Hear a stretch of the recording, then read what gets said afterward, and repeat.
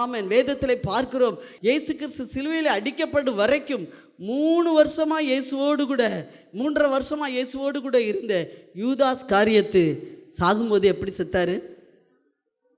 இயேசு இல்லாமல் செத்தார். ஹல்லேலூயா. இயேசு இல்லாமல் எங்கே போனார்? நரகத்துக்கு போனார். ஹல்லேலூயா. ஆனால் இயேசுவையே தெரியாமல் கடைசி நேரத்தில் சிலுவையில் அடிக்கப்பட்ட கள்ளன் எங்கே போயிட்டான்? இயேசுவோடு போயிட்டான். இயேசு சொல்கிறேன், இன்றைக்கு என்னோடு கூட பாருல, இயேசுவோடு கூடயே இருந்த யூதாஸ் எங்கே போயிட்டான்? இயேசு இல்லாமல் போயிட்டான். ஆனால் இயேசு இல்லாமலேயே வாழ்ந்த அந்த கள்ளன் கடைசி நேரத்தில் எங்கே போயிட்டான்?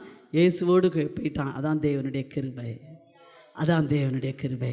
நாம் நிற்பதும் நிர்மூலமாக அதிர்ப்பதும் தேவனுடைய கிருபை. நான்லாம் சின்னதுலேருந்து கிறிஸ்டினாக்கும், எங்கள் பாட்டன் தாத்தாயெல்லாம் கிறிஸ்டினாக்கும், நான் அப்படியாக்க இப்படியாங்க, கடைசி வரைக்கும் தேவனுடைய கிருபையினால தான் நீங்கள் பலப்பட முடியும். எனவே ஒவ்வொரு நாளும் தேவனுடைய பிள்ளைகள் கிருபையை கேட்டு கேட்டு வாங்கணும்.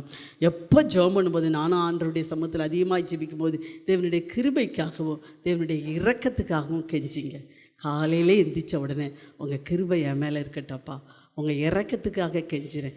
எதை கேட்குறீங்களோ, சாப்பாடை கேட்குறீங்களோ, வேலையை கேட்குறீங்களோ, வீடை கேட்குறீங்களோ, வண்டியை கேட்குறீங்களோ, கிருபையை கேளுங்க. கிருபையில் பலப்படுங்க.